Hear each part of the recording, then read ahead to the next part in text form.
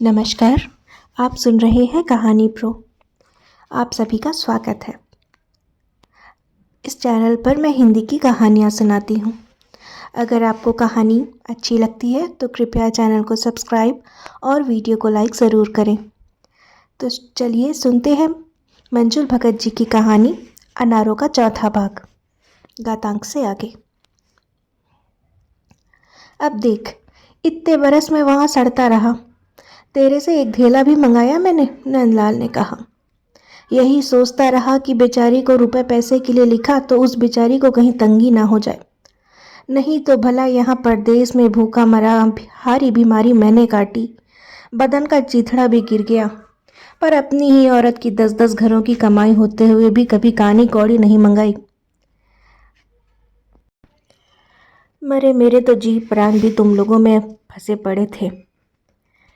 बोल कैसा हैरी वह छोटू और गंजी, मैं तो सोचूं ब्याह जोग हो गई। अरे बस तू तो बेमौसम झड़ी सी लग गई। ले वो रहा राम भरोसे, अच्छा उसका साथ मिल गया था तुझे, यह तो तूने अच्छा किया। अरे जीजा, तुम यहाँ पसर के जीजी से बतिया रहे हो और उधर मैं जग्गा जग्गा तुम्हारी हुलिया पखानता फिर रही हूँ। और ये क्या बीमार सा वीरान सा होलिया तू तो, इसी से जिज्जी रो दी क्या? चल जीजा अपने ठौर पे ले चल कि हियाँ रास्ते में ही बिठला कर रखेगा। ऐसा कोई नहीं करता कि 2 रोज की काम पे अर्जी ही पेश कर दे। जिज्जी को बम्बई नहीं दिखलाएगा।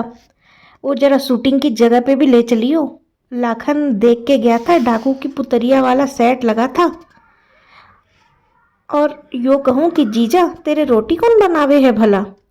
आज कुलबुला गई है मारी तो। खाना कौन बनाता होगा?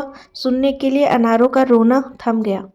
उसने नंदलाल को उत्तर देते सुना, खाना कौन, घरवाली बनाने को धरी है यहाँ। ढाबे में भकोस लूँ हूँ रूखी सूखी। पति का शाहदाना अंदाज सुनकर अनारों का मन पसीज उठा। वह बोली, तो चलना किसी किराने की दुकान से आटा दाल लिए चलें। मैं यहाँ बैठी बैठी क्या हाड़ सेकूंगी अपना। और तू 2 रोज की अर्जी नहीं हमेशा की अर्जी दे के आ। अब नहीं रहने दूंगी यहाँ। पगला गई है क्या? नौकरी को लात मार के जाऊंगा क्या? 5-7 दिन टुक के तुम दोनों चले जाओ, मैं छुट्टी की दरखास्त देके पिच्छू पिच्छू आ लूंगा। भूल जा तू यह सब खेल, मैं इकली हलने वाली नहीं। बात झक करते सौदा सुलफ लेते तीनों वर्ली की खोलियों पर जा पहुंचे। बरली की खोली बिरादरी ने तो नंदलाल के साथ से ढपी घरेलू ढप की औरत देखी, हक्का बक्का हो गए। कौन है नंदलाल, तेरी भौजाई है क्या? कईयों ने पट्ट से पूछा। अरे नहीं नहीं, घर से आई है, नंदलाल ने झेप कर कहा। हैं, तूने तो आज तलक घर वालों का किस्सा ही ना छेड़ा। हम तो समझे थे कि नंदू हमारा मस्तराम है, कहीं लंगर डाला ही ना होगा। साथियों ने चुप हुई। अरे चुप, काम पे लगो अपने। मैं अपनी लुगाई की चर्चा क्या मवालियों से करने बैठता? स्थिति गंभीर रूप ले ले, इससे पूर्व ही राम भरोसे ठीठी करके सबको हंसाने लगा और बोलने लगा। घूम घूम कर सारी खोली बिरादरी में याराना करके आ गया। अनारों ने पोटली में से बंधा हुआ अंगोछा निकाला, पेटी में से साफ कपड़े, पड़ोसन से मिठास से पूछा, बहन जी बम्बा किधर है? नहाऊंगी। पड़ोसन उसे साथ ले गई और बम्बा भी नहीं सारा पड़ोस दिखलाई। शाम तक अनारों को उस पड़ाव के सभी महान कर्तव्यों और महापुरुषों और देवियों से परिचय हो गया। उनकी कहानियां भी पूर्ण रूप से ज्ञात हो चुकी थी। राम भरोसे ने तो आकर ऐलान कर दिया, अब के से तो जीजा बम्बई से मूची ही टोह के लौटूंगा। बहुत ही मस्त जगह हैगी, पिछली बेर तो नेक ही ठहरा था यहाँ। नंदलाल भी राम भरोसे के उत्साह से प्रभावित हुए बिना ना रह सका। 4 रोज दोनों को खूब ही शहर घुमाया, विक्टोरिया में बिठला के फिरा लाया। विक्टोरिया चालक अपना ही यार था, सो पहले तो उसने सोची नंदलाल के देश से कोई जोड़ा भाई भौजाई का आया है बम्बई फिरने, सो उन्हें घुमा फिरा लाया। अगले रोज फिर जब नंदलाल उसी जोड़े से घिरा हुआ आता दिखलाई दिया तो उसने नंदलाल के कान में फुसफुसा कर बोला क्या बोलता, इन खसम लुगाई की चौपाटी छोड़ देगा? वो भेलपुरी खाएगा और नारियल पानी पिएगा और तुमको छोड़ देगा तुम्हारा ठिकाना पर इस रास्ते पर तुम्हारा गुजरान है क्या? दूसरे रास्ता पर लाल बाई बैठी रोती होगी तुम्हारे वास्ते, नहीं क्या? नंदलाल ने घूर कर गाड़ीवान को तरेरा और चुपचाप आकर अनारों की बगल में बैठ गया, गाड़ीवान को जतलाने को कि यह उसकी औरत है। उसने लापरवाही से एक बाह अनारों के कंधे पे टिका दी। राम भरोसे ने मुंह फेर लिया। गाड़ीवान ने मौके की नज़ाकत को समझा और हंस दिया, पर नंदलाल की इस बेतकल्लुफी से अनारों का ऐसा हाल बेहाल हुआ कि मारे लाज के उसका जी विक्टोरिया से कूदने को हो गया। कर लेने दो आज जी की, मुझे साथ भी लिवा कर ले जाना है इसे, तो इसका मन भी रखना पड़ेगा, अनारों ने मन ही मन सोचा। नंदलाल ने जब इशारों में कहकर उन दोनों को बम्बई से रुखसत करना चाहा, तो अनारों अड़ गई कि नंदलाल को भी साथ ही चलना पड़ेगा। राम भरोसे ने तो कहा भी, नाहा कितनी मौज की नौकरी छुड़वावे है जिज्जी, तुझे जीजा से मिलना होगा तो हर साल मैं ले आया करूँगा तुझे बम्बई। पर अनारो ना मानी। पति को लेकर जब अनारो दिल्ली अपने मोहल्ले पहुंची, तब गर्व से उसकी छाती फूली पड़ रही थी। गंजी के बाप को लौट आया देख सारी बस्ती उमड़ पड़ी जैसे बारात का दूल्हा आ गया है। अनारो खूब हंस हंस कर अपने देश वृत्तांत सुनाती रही। अपने घर पहुंचकर ही बम्बई उसे अच्छी लगी। जितने दिन बम्बई में रही, आदमी को लेकर लौट आने का तनाव ही उसे घेरे रहा था। मोहल्ले में अनारो रणभूमि में लौटी चंडिका की तरह हो रही थी। मोहल्ले वाले आकर उसे बम्बई जैसे चालबाज दूर दराज शहर में यूं जाकर घुस पड़ना और भागा हुआ खसम खोजकर बांध लाने के लिए बधाइयां दे रहे थे। भला कोई हंसी ठट्टा है क्या? अनारों की झुग्गी को देखकर तो नंदलाल आंख झपकाना ही भूल गया। अरे तूने तो ठाट बना रखे हैं, गाजा बाजा घड़ी घड़ियाल सब जुटा लिए। वहाँ मैं तो आधा पेट खाकर ही सोता रहा, पर दिखा दिया तुझे कि ऐसी आफत झेली पर पाई ना मंगवाई तुझसे। अब नौकरी छुड़वाई है तूने तो ला दियो जरा एक 10 का। जाऊं मेल मुलाकातियों से काम के लिए पूछाऊं, पिछली पगार तो तुझे शहर घुमाने में ही निपट ली। अनारू ने चुपचाप 10 का नोट थमा दिया। इसमें शक ही क्या था, नौकरी से जो छुड़ा कर लाई है। अगले 4-5 दिनों तक अनारो बम्बई वर्णन में ही मगन रही। बार बार बतलाती कि कैसा जालिम शहर है बम्बई और उसने मर्द का साथ ही निचोड़ लिया। अब वो भी लिवर लाने के लिए ना जाती तो शायद वो खटिया ही पकड़ लेता। गली नुक्कड़ की खा खा के कैसा तो कमज़ोर हो गया है गंजी का बाप। इधर नंदलाल 10 का नोट अंटी में बांध के पहले तो पहुंचा पुराने यारों के अड्डे पर। वहां से पता चला कि छबीली अभी भी उसे ठिकाने पर सलामत बनी हुई है, तो ज़रा बाजार होकर ही वहां नंदलाल को जाना उचित लगा। देख परख के नंदलाल ने जम्फर के लिए एक छीट का टुकड़ा, झूठी जरी का बंधा लाल रेशमी चुटीला, पाँव के बिछुए खरीदे। फिर सब लेकर आशिकी ठसके से वह छबीली के पास पहुंचा। छबीली तो और भी गदरा गई थी। उसके चेहरे पर किलोनाइन नंदलाल का मन नए सिरे से भरमा रही थी। छबीली की मोटी मोटी कजरारी आंखों को मटकाकर पान रंगे होठों पर नंदलाल को मुस्कान चटकाकर चूड़ियों भरे हाथ से ऐसे नंदलाल से मिली जैसे बीज भंवर में से कहीं भागा ही ना हो और ना वह भागा हो। जिया हरस उठा नंदलाल का। एक उसकी पहले वाली है, गले का फंदा, जब देखो फरियाद उलाहना। वो तेरा चचकेरू कहाँ है रे? नंदलाल ने छबीले से रखवाले का मजाक बनाते हुए पूछा। गया है काम पे, रात गए लौटेगा। यह तो कहो तुम कब आए? यह कोई पूछने की बात हुई भला? दिल्ली की धरती पे पांव धरते ही मन तुझे देखने को टेरना उठे, तभी ना सीधा चला आ रहा हूँ। छबीली जरा मान करके बोली। कैसी फजीहत में फंसा गए थे, सो भी कुछ याद है? बस पूछे ही मती ना, कैसा तरसा हूँ तेरी खातिर। पर उस चंडी का क्या करूँ जो घर पर बैठी है, टिकने ही नहीं देती ससुरी शहर में। इतना कहकर नंदलाल ने बंडल खोला और छींट का कपड़ा चुटीला बिछुए सब छबीली के आगे ऐसे पसार दिए जैसे देवी को भोग लगा रहा हो। छबीली की पानीदार मस्तानी आंखों ने उपहार की अकिंचनता को परखते हुए पूछा, खाली है कि कुछ कर धर रहा है तू?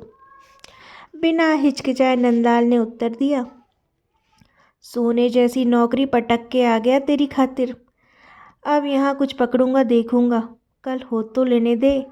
आज तो तुझे मन भर कर देख लूँ, अघाया ही नहीं अभी तक। और उसने छबीली को पास खींच लिया। 2 घंटे बाद जाकर नंदलाल को अपने बेटे की सुधाई, वह भी जब सामने ही पड़ गया। स्कूल से दौड़ा चला आ रहा था। चलो भला हो गया लौंडा अपनी माँ पे पड़ गया, मुझ पर नहीं गया, नहीं तो भला छबीली का चेचकेरू उसे अपनी औलाद मानता। नंदलाल ने छोकरे का मुख निहार कर चैन की सांस ली। छबीली ने नंदलाल को चाचा बतलाकर बेटे से परिचय करवाया। नंदलाल ने बच्चे के सिर पर रूखा हाथ फेर दिया और बुजुर्गों के दिए आशीर्वादों में से एक चुनकर उस पर बरसाकर बोला, अगली बेर जब आऊँगा तब छोरे के लिए पेड़े लेते आऊँगा। अगली दफ़ा जब भी नंदलाल छबीली के गया, छोकरे का स्कूल से लौटने का वक्त साफ बचा कर निकल गया। छबीली लाख चाचा बतलाए उसे, पर छोरा कहीं कुछ और ही न बक दे चचकेरू से, फिर नए सिरे से आफत ना खड़ी हो ले। यह इंतजाम तो एकदम फिट है। जंजाली सब चचकेरू संभाला करे और मस्ती सारी नंदलाल के हिस्से। नंदलाल ने गहरे संतोष में सोचा। 6 मास तक घर की पकी बनी खाकर उसके शरीर में कुछ दम आ गया। पीना खिलाना भी थम थम कर हो रहा था। एक हाथ तो तंग, दूसरे घरवाली का संग। दिहाड़ी जब कोई हाथ लग जाती उसी रोज़ दारू का ढंग बन जाता। छबीली की चौखट पर भी कुछ न कुछ चढ़ावा चढ़ाना ही पड़ता, नहीं तो साली हाथ भी नहीं रखने देती। अनारों का चाव अभी उतरा नहीं था, सो वह पति को अपनी टेंट में से ही खिला रही थी। यो इशारों में कभी टोक भी देती, पर सामना करके रुपए उसने मांगे नहीं। मन में जोर था कि लगी लगाई नौकरी छुड़वा कर लाई है। एक फ़र्ज़ नंदलाल अपना निभा ही दिया। पुराने मुलाकातों की मार्फत एक घर पटा लिया गंजी की ब्याह खातिर। लड़का खूब जबर कमाऊ, ऊंची कंपनी में एक साथ चपरासी और चौकीदार। दिन के काम की तनख्वाह अलग और रात की अलग।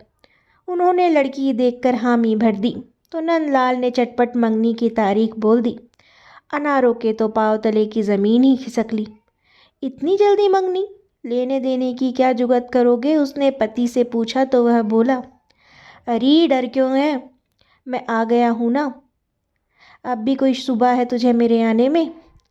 आ तो खैर गया है, मरी सी आवाज़ में अनारो बुदबुदाई। फिर जब आ ही गया हूँ तो कमाऊँगा भी, आज नहीं तो कल, है कि नहीं? हाँ राम जी भला करेंगे तो। बस फिर तो बिना हिल हुज्जत के अपनी नौकरियों में से अडवंज पकड़ ले। 2-1 घरों से 2-3 महीनों की पगार मांग ले। चौक के बनियों को मैं समझा दूंगा, वो रसद पटक जाएगा। कोयले वाले को भी पटा लूँगा, ईंधन भी उधारी पर आ जाएगा। इतना काम मेरे जिम्मे रहा। छोरी की मंगनी की रस्म पूरी हो ले, उसके बाद दोनों मिलके कर्जा पाट लेंगे। मैं तो कह आया समधी से कि लौंडिया की गोद भरने आ जाओगे तो बिना रोटी खिलाए ना चलने देने का। 2-1 घर की तू चटनी दाल पीस डालियो, फिर तुझे उधारी देंगे ही देंगे। और देख मैं दुनिया घूम के आया हूँ, मैं जानू हूँ, तभी तुझसे कह रहा हूँ इन ससुरी नौकरियों पे जरा अकड़ से ही रहा कर। कौन तुझे ये लोग मुफ्त की पगार देते हैं और उनसे क्यों दबे ना? फिर तो मैं आ ही गया हूँ, है कि नहीं? अनारों को इस सगाई की चपत पूरी 2000 की पड़ी। समधी तो खैर ऐसी दिलदार मेहमानदारी देखकर खिल उठे। कैसा दमदार खाना परोसा गया था। पर अनारों का कर्जा लेकर रुआं रुआं एहसानों में बिंद गया। अगले 6 मास तक सवेरे की निकली अनारों रात 10 बजे तक घर लौट पाती। जिसने भी उधार दिया था वही सर पर सवार। सबको फालतू काम करवाने थे। अनारों किसी का गेहूं का पीपा सर पर लाद के चक्की पर जा रही है, तो किसी के घर सफ़ेदियाँ हो रही हैं तो उसमें उठाई धराई कर रही है। किसी के रसोई की कोने कोने की सफाई धुलवाई करवा रही है। कोई पीहर चल दी है तो साहब की मांस मछली अनारों को पकाना है। कोई बच्चों साहब को लेकर दूसरे शहर में चली गई है तो पीछे और उसके कुत्तों का खाना अनारों को ही पका के डालना है। किससे ना कहे, सभी ने तो एहसान किए हैं।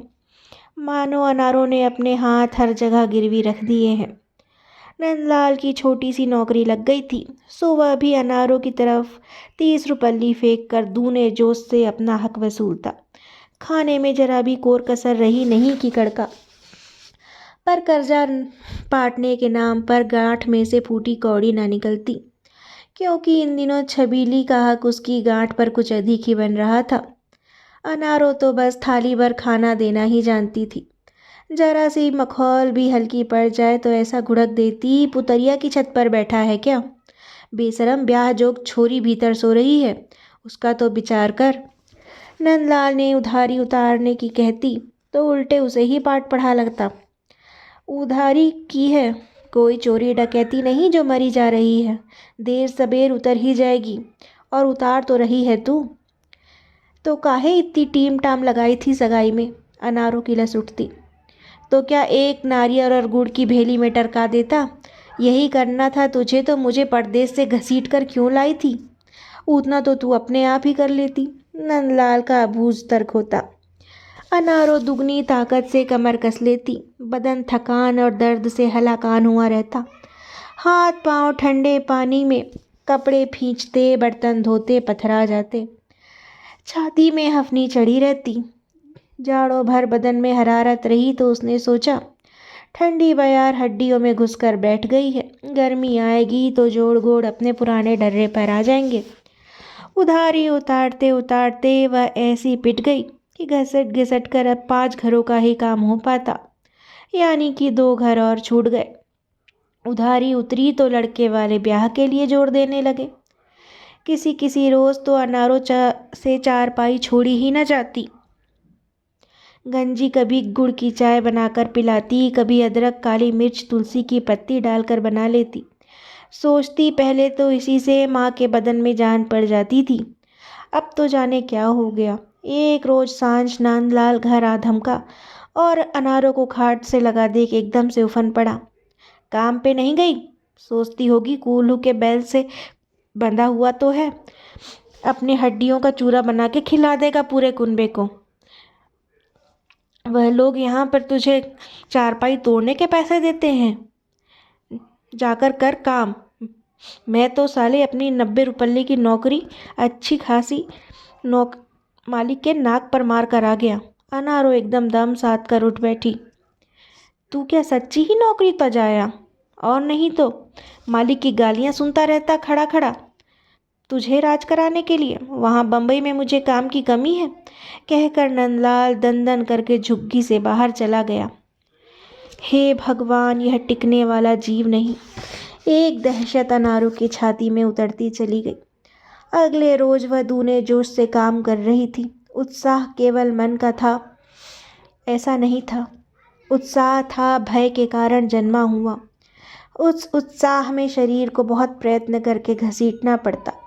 बदन पिरा रहा है कहते कहते हर घर से एक गोली एनासिन सैरिडॉन की मिल जाती। बड़ा एहसान जताकर बीबी जी लोग दर्द की गोलियां थमा देती।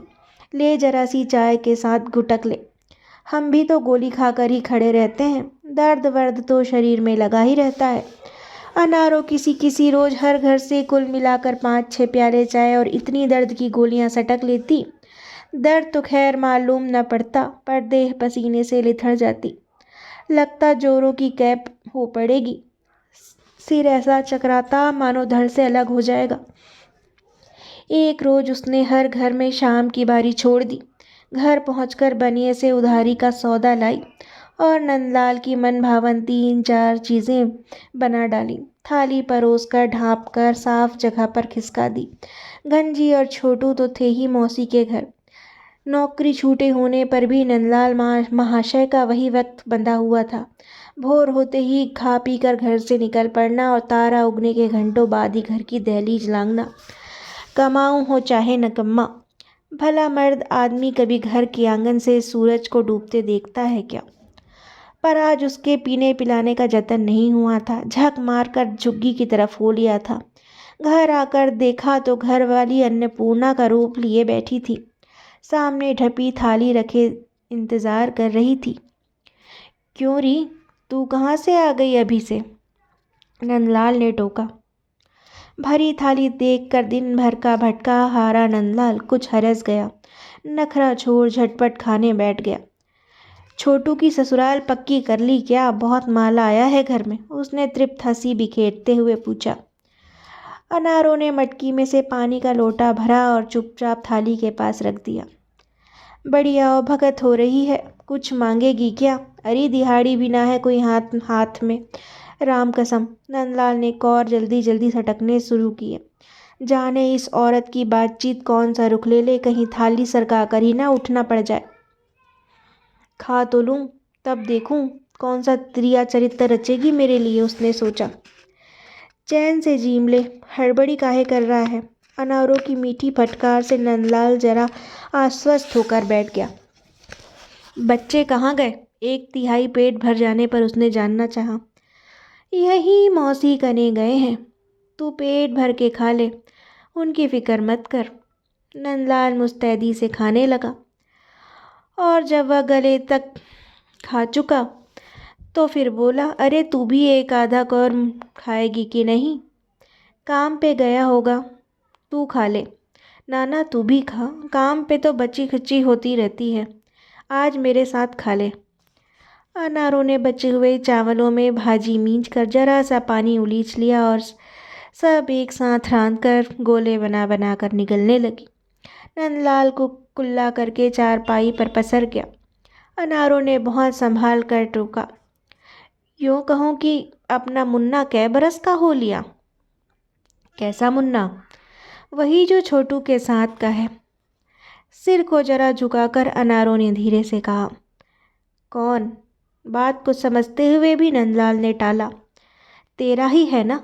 अनारों ने जरा सख्ती से कहा। मैं तेरी पहेलियां बुझाने घर नहीं आया। खा कसम, तूने मुन्ने को नहीं देखा? हाँ देखा है, अब बोल क्या करूं, डूब मरूं? ना ना, ऐसी बात नहीं है, मैं तो सोच रही थी कि उसे भी ले आ। किसे? छबीली को? नंदलाल उछलकर बैठ गया। अनारों ने भरसक अपने मिजाज को काबू में रखते हुए कहा, उस निगोड़ी के लिए मैंने दरवाजे नहीं खोल रखे हैं। मैं तेरी औलाद को रो रही हूँ। जब तेरा जाया है तो पराई उसके कमाई क्यों खाएंगे? यहीं ले आ उसे, खिला पिला के बड़ा कर लेंगे, फिर कमाकर हम ही को खिलाएगा। दो दो बेटों वालों को क्या कमी रह जाएगी? जहाँ चार प्राणी खाने वाले वहाँ वह भी सही। नंदलाल सुनकर फिर से चारपाई पर पसर गया। ढीला श्वास छोड़कर बोला, तुझे अब भी दूर की सूझी है। अरे वो क्यों तुझे देगी अपने पेट का जाया? तू अड़ जाएगा तो कैसे नहीं देगी? फिर राम भरोसे तो बचा रहा था कि चचकेरू को शक शुबा पड़ गया है और वो अब मुन्ने को भूं में पटक के मारे है। मैं तारी को तो अपने संवरने से ही फुर्सत नहीं है तो बच्चे को क्या देखेगी? अरे छोड़ परे, तुझे दो दो बेटों की माँ बनने का शौक चढ़ा है तो इधर आ मेरे कने। नंदलाल ने अनारों की बाह पकड़कर चारपाई पर खींच लिया। अनारों का मन तो आज पहले से ही दुखी हो रहा था कि बस कोई दो शब्द प्यार के उससे बोल ले तो वह भी जी जाए। वह खींची चली आई नंदलाल के पास। एक सहारा, कोई थामने वाला, दो बोल प्यार के। एक धूल भरी राह पे थकी हारी अनारों छैया तले बैठकर पेड़ से टेक लगा रही है। नंदलाल के रूखे दुराव भरे बोल नहीं है ये, यह तो उसे सहारा दे रहा है। कैसा मीठा हो गया है। चाहिए कि अनारों को भी तो प्रेम ही, प्यार ही, छाँव ही। नंदलाल मीठा बना रह तू, अपना बना रह तो जी जाएगी अनारों, झेल जाएगी जिनगानी को, भूख प्यास सब निगल जाएगी, हारी बीमारी भी जीत लेगी। अब तुझसे लड़ने का दम नहीं है रे।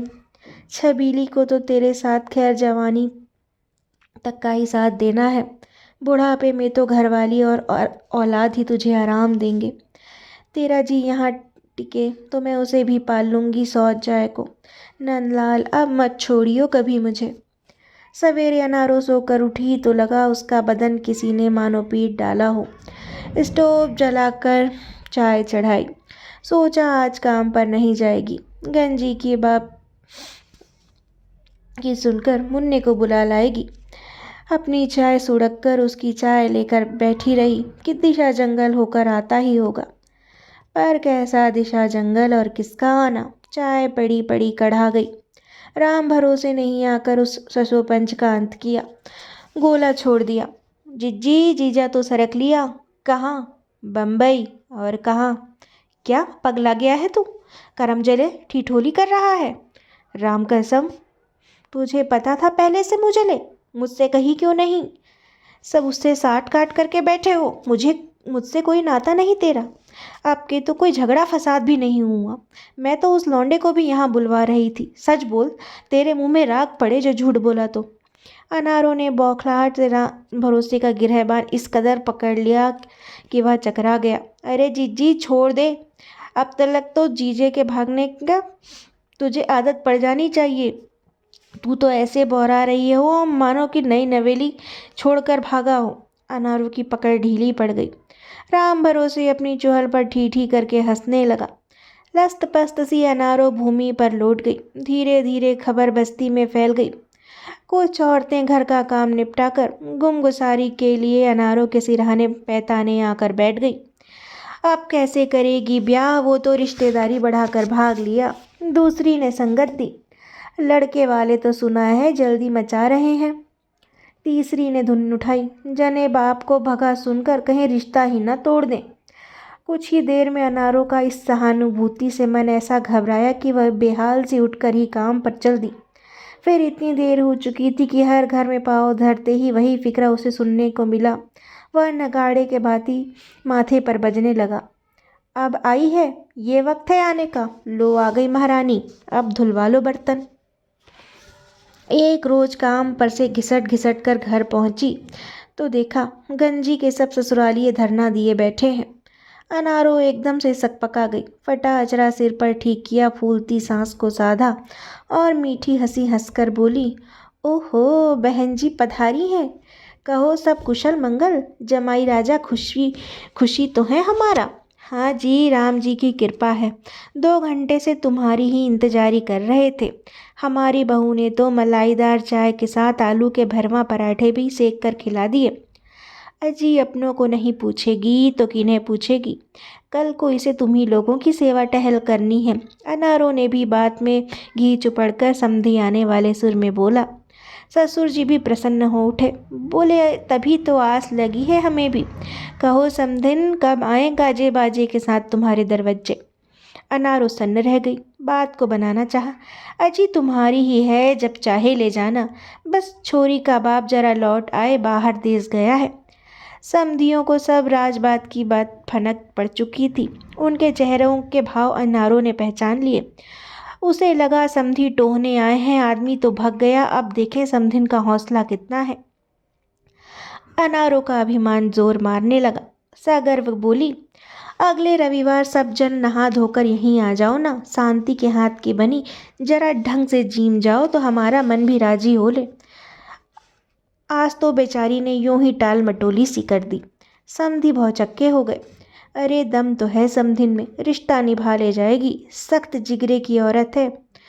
बोले आ जाएंगे बहन जी, अब तुम्हारा कहाँ टलेगा थोड़े ही। अनारों ने अंटी में से 2 के नोट निकालकर छोटू को पकड़ाए और पान बीड़ी मिश्री लाने को दौड़ा दिया। 1-2 घंटे और भी समधे आना वहीं पसरा रहा।